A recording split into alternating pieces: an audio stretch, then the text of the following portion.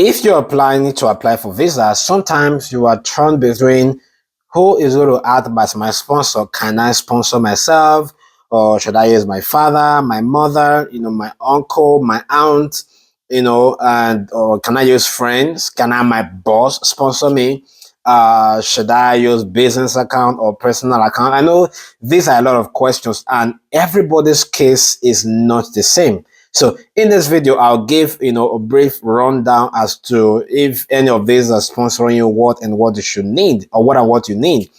If you are sponsoring yourself, of course, you need your bank statement, and it has to be your personal account. But sometimes you may ask, oh, I'm using a business account. That's where a chunk of my money is.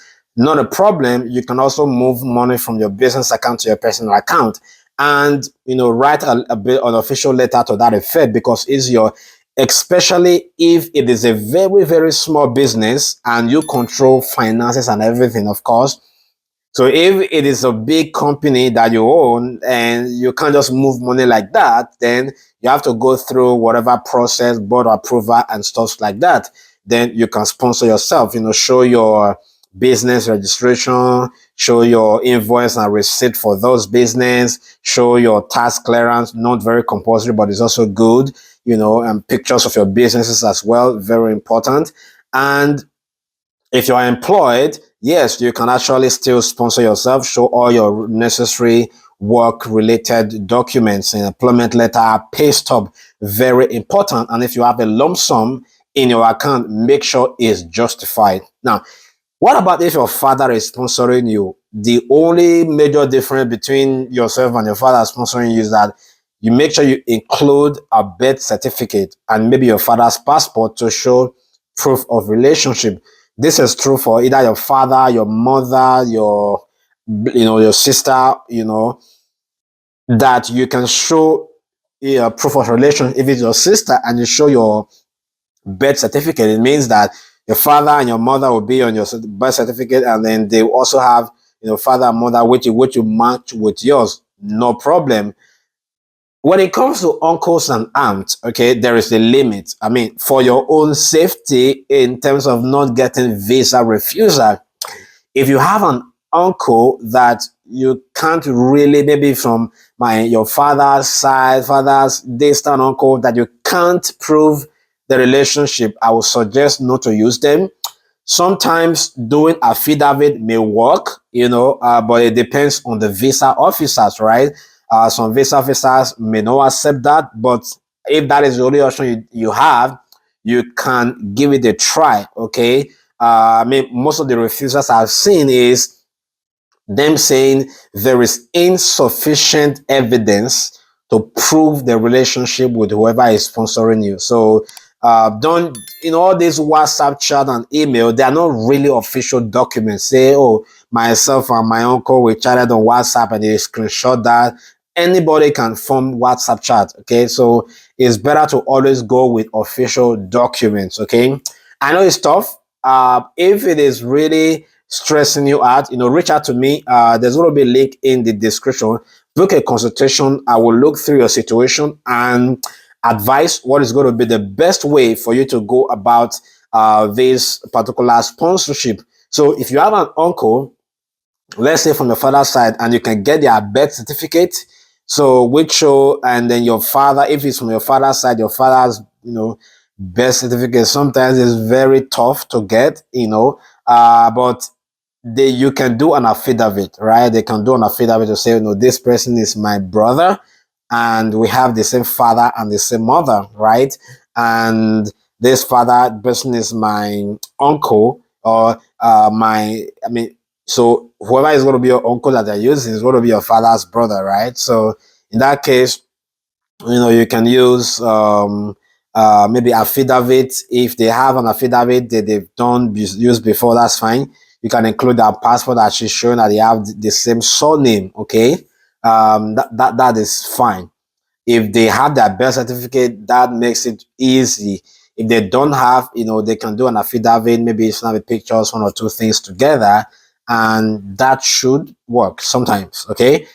If you don't have any if maybe sometimes it can be your aunt, maybe they've married and they've changed their surname, that's fine. You can still get their marriage certificate plus maybe change of name. And then because their marriage certificate now will have the name that they had before marriage, which will match with the name of either your father or your mother that they are related to, right? That way they can see that okay, your aunt have the same father or the same father or mother with, you know, your whoever you're using as sponsor.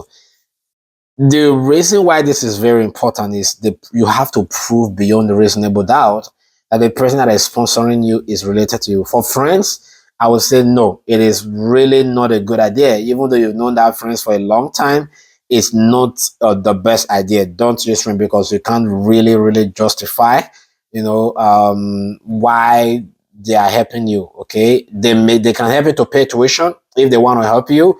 They can help you pay tuition because for tuition payment, it doesn't really concern IRCC who is making the payment because they don't see it. What they see is the tuition receipt and payment. So if you see have an external person there, they can do that for you. Okay. Then the next one is going to be, should I use my business account or my personal account? Usually personal account is always the best in all ramifications. Okay. If most of your funds are in your business account, then find a way to move them, but you have to strategically move the money. That's why you need to talk to an expert like me so that I can guide you on how to work things around. I mean, there is nothing illegal about all of this because it is your money, right? It is your money in your business account that you're using for this application, which is good. I mean, irises don't have problem with that. The only issue they have with business account is that, you can have an equivalent of $20,000 in your business account today. By tomorrow, you go buy one or two goods and the money is down. So it's not really stable. One other thing I think I may have also mentioned that in my other videos is that with your funds, they don't like it when your account is just up and down. You're moving money in, moving money out, and the balance is getting low every month and you increase it. They like it to be stable because when it's stable, you know that yes, this money is really, this account is really working and you're not really moving too much out with this is stable, right? So there is a way to also make sure that is planned, so that it becomes acceptable, right? So if it is from your business, just make sure, because now you're saving towards coming to Canada, right? So at that time, you have to probably limit the level of outflow, okay, from your account. So let it be very stable, okay? You will need to do minimum of 4 months. So if you want to do 6 months, it's fine. And another thing I've also seen that they don't like it when your opening balance is really very low. Okay, that's why I usually advise if you apply for admission like 9 months to the start of the program, you have about 4 to 5 months to plan to make sure your bank statement is ready for the application in a way that it will be accepted. Because if you make a mistake in this, then it is already a red flag and your application may be rejected. What I would advise you to do, look through your bank statement one after the other and ask yourself, if I am the immigration officer and I see all of these different transactions in my account, am I going to have problems with it? Will I demand an explanation to justify where are these funds coming from? If you don't say it and there is no explanation, they're just going to deny you and say, oh, there were lump sum in the account that were not explained. They don't have problems with it. You just have to make sure you explain the source. If your sponsor, let's say your father, mother, if they are sending the money to your account, that's also not a problem.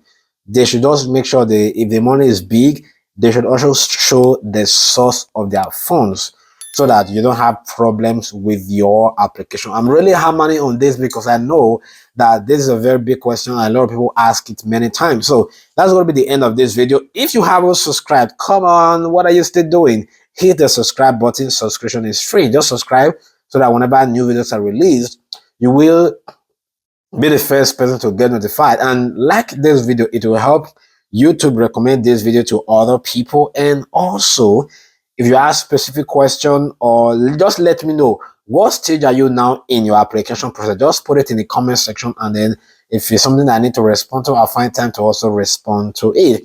If you want to talk to me one-on-one, there's going to be a link in the description. Check it out. Reach out to me. I'll be glad to help you, and I will see you in the next video. Cheers.